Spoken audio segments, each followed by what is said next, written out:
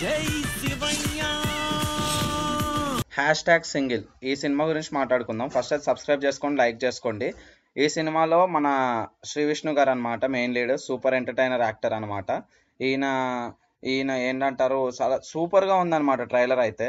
ఆయన బూతులు మాట్లాడతాను అని చెప్పేసి సంథింగ్ ఏదో చెప్పారు కదా డైలాగ్, అక్కడ అది సంథింగ్ తర్వాత ఏదో అర్థం కానట్టు చెప్పారు కదా, అవి బూతులు అయితే కాదు ఫ్రెండ్స్, ఫస్ట్ క్లారిటీ, అది సాంస్క్రిట్ వర్డ్స్ అనమాట.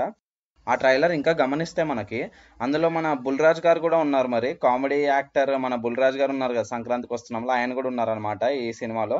అండ్ ఈ సినిమా ప్లాట్కి వచ్చేసరికి ఫస్ట్ శ్రీ విష్ణు గారు అయితే పూర్వ గారిని లవ్ చేస్తారు, అంటే కేతికా శర్మ గారిని లవ్ చేస్తారు. లవ్ చేసినప్పుడు ఈయన ఓవర్ లవ్ చూపించడము అండ్ ఓవర్గా ఫీల్ అవ్వడము ఎక్సెట్రా ఎక్సెట్రా అవ్వడం వల్ల ఆ లవ్ అనేది పోతుంది అనమాట.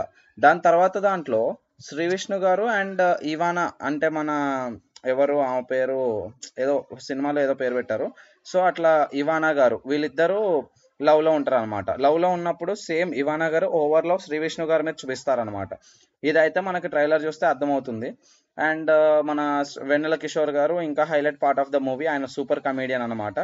సో మనకి సినిమా అయితే సూపర్ కామెడీ ఎంటర్టైనర్ అయితే మనకి అర్థమవుతుంది ఇప్పటికే.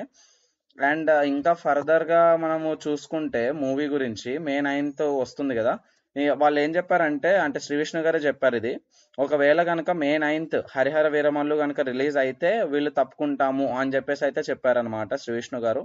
అండ్ ఈ సినిమా గురించి ఇంకా చెప్పాలంటే ఇది ఒక సూపర్ ఎంటర్టైనర్, మీరు నవ్వుకోవాలి సినిమా అంతా అనుకుంటే సినిమాకి వెళ్ళిపోండి అమ్మా. ఎందుకంటే అసలు ఒక సాంగ్ లో ఒక ప్రొడ్యూసర్స్, వన్ ఆఫ్ ద ఏంటి టాప్ ప్రొడ్యూసర్స్ ని ఇమిటేట్ చేయడం అనేది మామూలు విషయం కాదు. అది అలాగా చేశారంటే మీరు ఇంకా అర్థం చేసుకోండి సినిమా ఎంత బాగుంటుందో.